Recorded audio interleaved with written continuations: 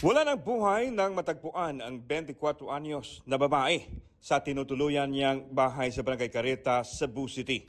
Minatilyo siya sa ulo at pinagsasaksak sa iba't ibang parte ng katawan. Ang sinasabing nasa likod ng krimen ang kaniyang dating nobyo. Matapos ang krimen agad na tumakas, ang suspek na kalaunay sumuko matapos umanong makonsensya.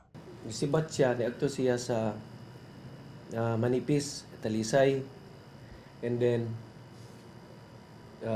nag-contemplate daw siya for mga pila ka minutes, pila ka oras. And then, ikaon siya sa iyang konsensya. Ayon sa suspect, nagdiwang pa umano sila ng biktima ng kanilang mansari. Binigyan pa umano niya ng bulaklak at chocolate ang biktima pero itinapon ito ng babae at sinabi na mayroon na siyang ibang karelasyon. Aminado ang suspect na selos ang nagtulak sa kanya na gawin umano ang krimen. Tangko sa akong pananaw ito. Una, silo ako. Nadara ko sa akong kan. Nawa ko ito. Saan mo siya kamahal? Chan? Mahal kayo ni mo? Trabaho ang kinabuhi.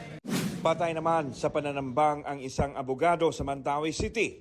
Mag-aalas 6 ng umaga kanina, nangyari ang pamamaril sa Sacris Road sa Barangay Bakilid habang lulan ng itim na sasakyan ng biktima. Dinikitan ng mga demotorsiklong salarin ang sasakyan ng biktima sa kaito. Pinaulanan ng bala.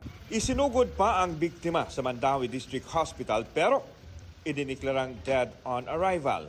Papasok sana sa trabaho ang biktima nang mangyari ang pananambang. Background sa victim kay sa information na nakuha nato no usa ni siya ka BIR examiner and also executive lawyer tracking and also pag-gather of information o kinsa sa mga posible sa ng mga maging suspect na ni siya nakaaway kung naabay na kontra ang mao nga ang victim. Bumuo na ng Special Investigation Task Group ang Mandawi City Police para imbisigahan ang kaso. Sa investigation, tanawon na to ang iyahang sa work, sa iyahang personal niya, sa iyahang family, sa iyahang mga personal.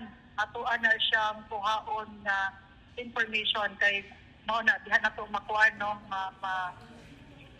diha to makaget og information until makuha na to kung kinsa man ang mga possible na mga suspect na ni patay. Kinundina ng Integrated Bar of the Philippines ang pagpatay sa biktima. Para sa GMA Integrated News, Alan Domingo ng GMA Regional TV, ang inyong saksi. Mga kapuso, maging una sa saksi.